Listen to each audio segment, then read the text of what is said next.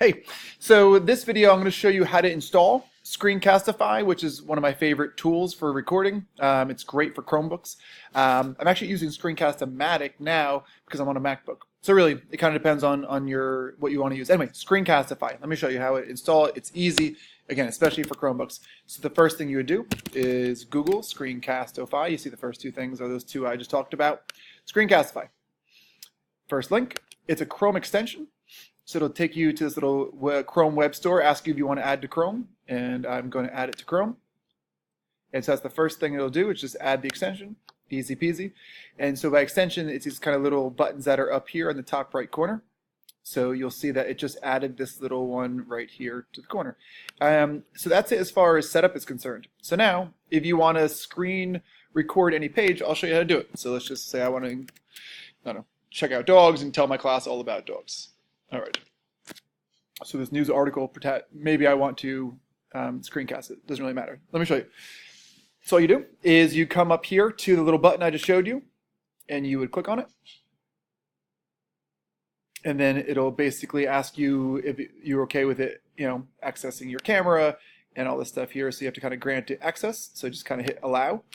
And that basically tells you that the computer is all good to use. And then also, where do you want to store the stuff? So Google Drive is where I always have it. So basically the recording automatically goes to Google Drive. So it'll ask you to sign into Google Drive.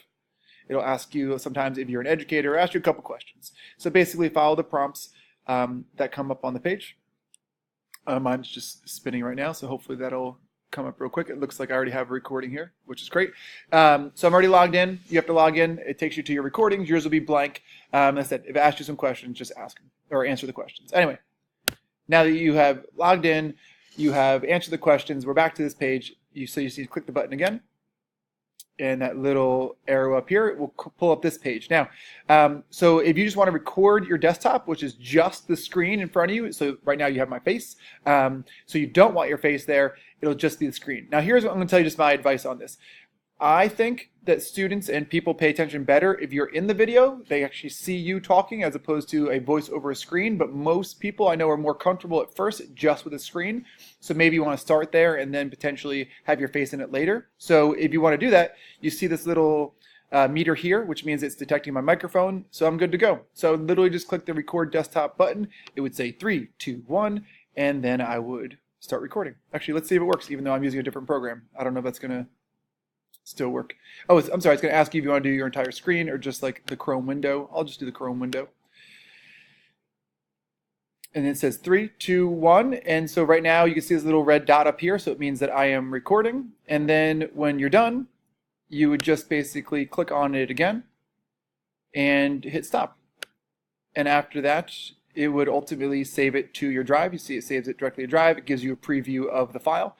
And that's it. And if you want to see it, you could always click on the Google Drive, and it'll bring it up right in your drive so you can see the file, share it with people, download anything. So that's it. If you want to be in the video, like I said, if I go back and I want to be in the video this time, same thing, I would just click on it. The microphone would come up, but then I'd also hit embedded webcam. So I would choose whatever cam was part of the computer, and therefore your face would pop up like mine is right now in the bottom. Okay, or you can simply just do it yourself if you want to just do the camera.